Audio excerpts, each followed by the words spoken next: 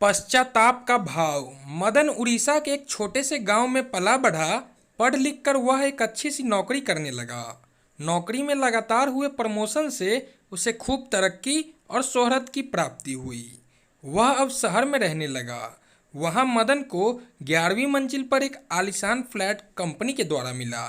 मदन अपनी पत्नी को एक बच्चे के साथ खूब ऐसा आराम से रहने लगा। कुछ समय बाद मदन के पिताजी उनसे मिलने शहर आए। उसके पिताजी बेहद वृद्ध और सरल निश्चल स्वभाव के व्यक्ति थे। उन पर समय का प्रभाव स्पष्ट देखा जा सकता था। हाथ पैर काबू से बाहर हो गए थे, अर्थात न चाहते हुए भी हाथ पैर हिलना, धुंधला दिखना आदि। मदन के पिताजी और वह उसकी पत्नी के कार्यस्थल पर जाने के बाद अपने पोते के साथ फ्लैट में दिन भर रहते और दोनों खूब बातें करते। अपने पोतों को बढ़िया बढ़िया कहानी, रामायण, महाभारत और बुद्धिवर्धक कहानियाँ सुनाते। पोता खूब मन लगाकर उन कहानियों को सुनता। उस नन्हे से पोते का नाम श्याम था। घर में महंगे महंगे चीनी, मिट्टी और अन्य क्रोकरी के सामान थे। एक दिन की बात है, दादाजी को क्रोकरी के बर्तन में खाने को मिला। उनका हाथ काबू में न रहने के कारण हाथ हिलकर क्रोकरी गिरकर टूट गई। इस पर मदन की पत्नी ने बाजार से एक लकड़ी का बर्तन सेट ले आई, जिसमें थाली, कटोरी आदि शामिल था। अब दादाजी को नित्य प्रतिदिन दादाजी को उन बर्तनों में खाना मिलने लगा। दादाजी को इन बातों का बुरा तो लगा, किंतु उन्होंने किसी से कहा नहीं।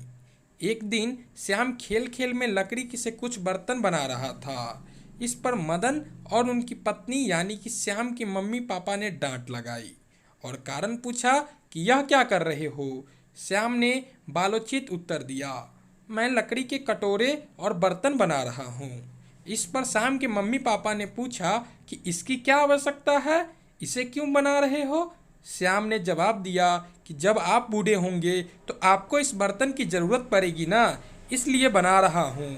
अब मदन और उसकी पत्नी को अपनी गलती पर पछतावा हुआ।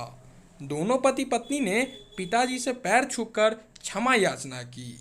बड़े लोग स्वभाव के सरल होते हैं, अतः उनसे माफ़ी मिलने में देर नहीं होती। इस कहानी से हमें यही नैतिक शिक्षा मिलती है कि जैसा कर्म करते हैं फल भी वैसा ही मिलता है, अतः अपने कर्म अच्छे करने चाहिए। दोस्तों, आशा करता हूँ कि आपको ये कहानी पसंद आई होगी और आपको इस कहानी से ज़रूर कुछ सीखने को मिली होगी। ऐसे ही हर रोज़ एक नया कहानी सुनने के लिए और हर रोज़ कुछ नया सीखने के लिए हमारे चैनल को सब्सक्राइब कर दे और कहानी पसंद आई हो तो कहानी को एक लाइक कर दे।